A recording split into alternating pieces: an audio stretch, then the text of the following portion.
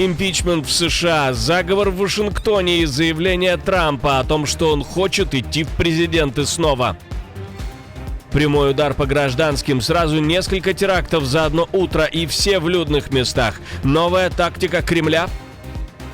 Ультиматум за ультиматум. Что требует Тегеран у Вашингтона теперь? Режим готов жертвовать своими людьми? Полная мобилизация. Процесс запущен, и остановить его теперь невозможно. Что делать тем, кто не успел уехать? Об этих и других самых главных событиях вечера вторника, 7 апреля. Спасибо, что вы с нами вместе. Отделяем важное от шума. Я, Алексей Бурлаков, это Нехта. Начинаем прямо сейчас.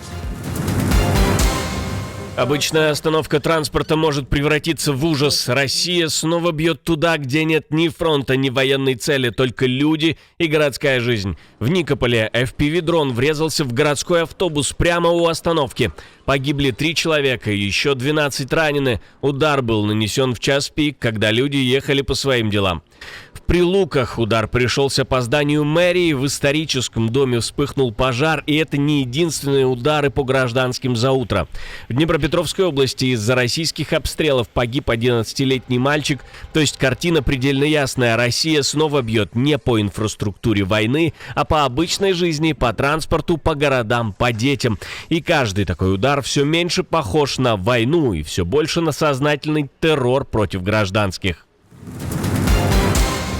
Украина атаковала удобрения. Удар пришелся по химическому гиганту, который официально делает удобрения, а по факту еще и сырье для войны. В Россоши Воронежской области дроны атаковали завод Минудобрения. Это одно из крупнейших предприятий региона. Там производят аммиак, азотную кислоту и аммиачную селитру. Все то, что легко превращается не только в агрохимию, но и в компоненты для взрывчатки.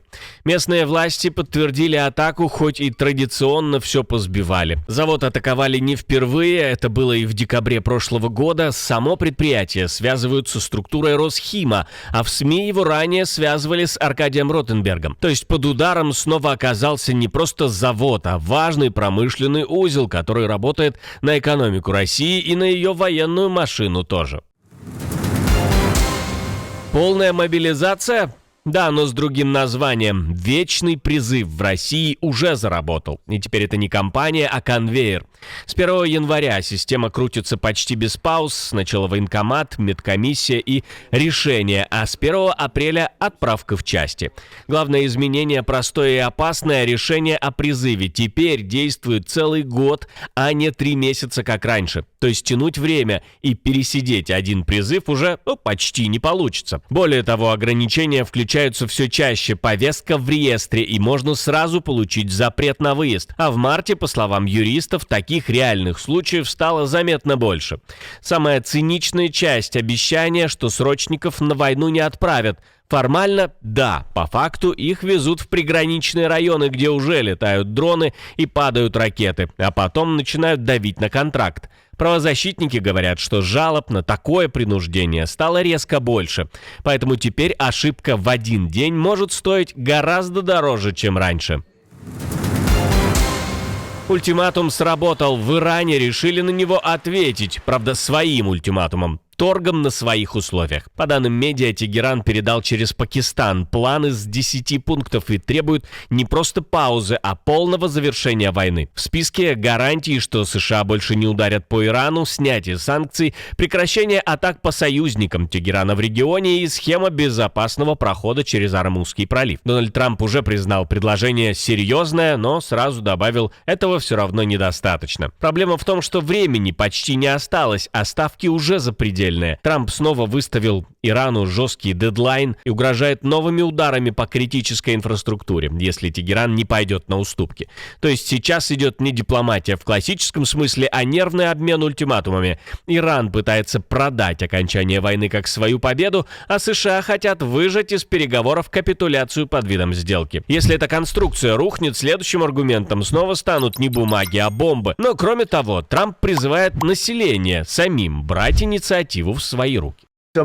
Очень многие говорят: «О, почему вы делаете это именно так? Мы не можем позволить Ирану получить ядерное оружие. Вы знаете, у нас произошла смена режима». Да, произошла. Мы имеем дело уже с совсем другим режимом, чем раньше. Мы имеем дело с другими людьми, они умнее. Думаю, они соображают лучше и гораздо менее радикальны. У нас произошла смена режима, но мы делали это не ради смены режима.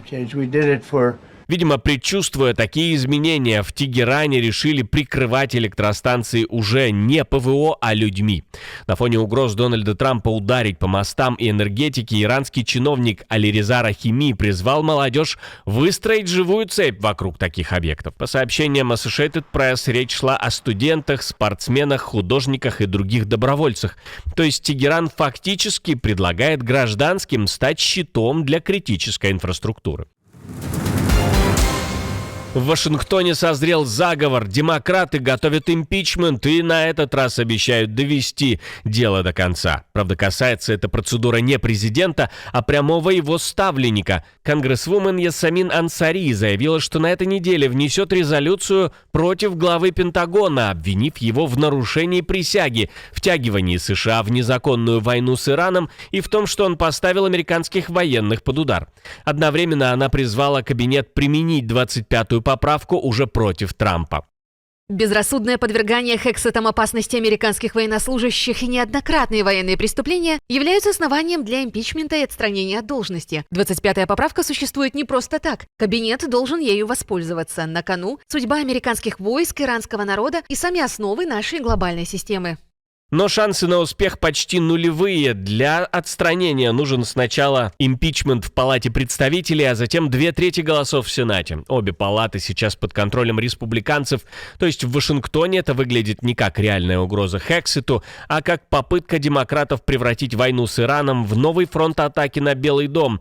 И во время растущего хаоса в Пентагоне, где Хексет уже устроил громкую чистку генералов, такой удар бьет не столько по его креслу, сколько по репутации всей военной команды Трампа. Кажется, дают шанс президенту США выйти из ситуации, свалив вину на министра. Как думаете? Пишите в комментарии обязательно. Правда, сам Трамп, кажется, притормаживать не собирается. Говорит, поеду в Венесуэлу становиться президентом там. Люди Венесуэлы говорят, если бы я баллотировался в президенты Венесуэлы, мой рейтинг был бы выше, чем у кого-либо когда-либо в Венесуэле. Так что, когда я закончу с этим, я могу отправиться в Венесуэлу. Я быстро выучу испанский. Это не займет много времени, мне хорошо даются языки. Я собираюсь баллотироваться в президенты, но мы очень довольны избранным президентом, который у нас сейчас есть, и людьми, которые сейчас этим управляют. Первый после главного уже готовит путь к отступлению. Венс выходит из тени. Пока Хексет обещает Ирану беспрецедентные удары, в Вашингтоне все заметнее другой сценарий – торг, паузы и поиски выхода. Reuters писали, что Джей Ди Венс уже связывался с посредниками по иранскому треку. Axios также относит его к переговорной команде Трампа вместе со Стивом Уиткоффом. То есть Белый дом явно держит рядом не только тех, кто грозит, но и тех, кто может сесть за стол переговоров. И в этом вся нервная двойная игра администрации Трампа. С одной стороны, жесткие ультиматумы и дедлайны, с другой попытка продавить сделку через посредников, пока война с Ираном зашла слишком далеко и стала слишком дорогой. Поэтому возможное подключение Венса выглядит не как дипломатическая формальность, а скорее как сигнал. Вашингтон хочет оставить себе последний шанс на договоренность, пока регион окончательно не сорвало в новую большую эскалацию. Сам герой этой новости тем временем прибывает в венгерскую столицу, чтобы поддержать другого единомышленника. О деталях этого визита мы вам еще расскажем. В России снова показали, насколько стабильна их цифровая реальность. Вечером накануне страну накрыл масштабный интернет-сбой. У людей перестали нормально работать банки, госуслуги, мобильные приложения и целый набор популярных сервисов. Сообщается о проблемах у Ростелекома, Альфа-банка, Сбера, Газпромбанка, Т2, также у Telegram, Steam и других платформ. В итоге привычная жизнь начала сыпаться прямо на глазах. Не заплатить, не перевести деньги, не зайти в сервис. Интересно, что даже сервис «Сбой РФ» тоже получил свой сбой. Россияне жалуются, что не могут оплатить покупки, снять наличные и даже войти в нужное приложение. Официальной причины пока не называют. Ну а мы разработали свое решение для проблем с анонимностью в интернет — собственный VPN.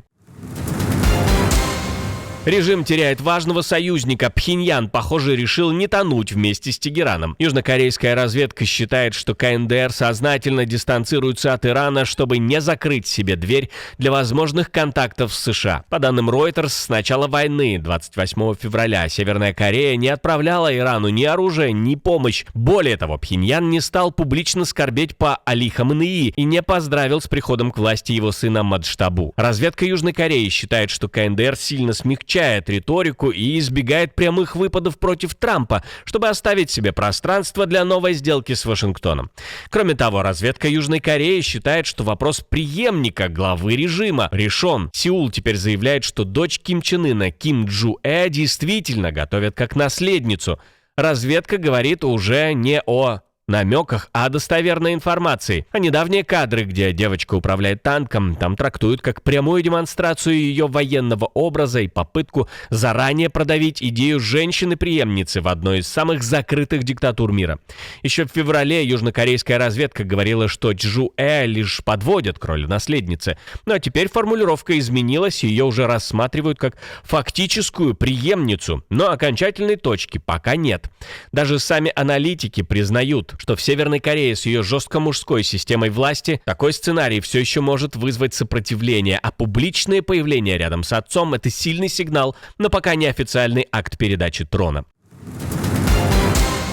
Эти люди улетели дальше, чем кто-либо в истории, и это уже не эпоха Аполлонов, а миссия Артемис-2. Экипаж НАСА вышел на рекордную дальность от Земли, обогнав достижение Аполло-13, которое держалось 56 лет. 4 астронавтов прошли редкий пилотируемый облет дальней стороны Луны, той самой, где связь с Землей на время пропадает, а впереди только тьма, кратеры и космос без запаса на ошибку. Нам еще очень многому нужно научиться, и именно поэтому мы хотим устойчиво закрепиться на Луне, все это там наладить, понять, разобраться даже в тех вопросах, которые мы пока еще даже не знаем, как задавать. Не говоря уже об ответах на те вопросы, которые у нас уже есть, а затем спланировать, как мы будем проводить миссию, которая сможет все это осуществить, то есть сейчас мы лишь приоткрываем дверь и готовимся к дальнейшему пути. За этим полетом следит и следил, и будет следить весь мир, и не только из-за красивой картинки. Это генеральная репетиция новой лунной эпохи и шаг к будущим полетам на Марс. Бывшая астронавтка Сунита Уильямс назвала этот момент потрясающим и призналась, когда Земля становится все меньше, Луна все больше, такое зрелище просто сносит крышу. И в этом, пожалуй, весь смысл миссии. Человечество снова лезет дальше, чем готово было вчера. А в прошлом выпуске мы рассказывали о том, что Израиль нанес сокрушительный удар по Ирану. Впервые за все время войны появился на видео верховный лидер. Его уже считали мертвым, но он воскрес. Зеленский тем временем сделал дипломатический прорыв, а параллельно вскрывается бизнес на войне. Семейный подряд президентов работает без остановки. Если еще не видели, обязательно посмотрите, а мы встретимся уже утром.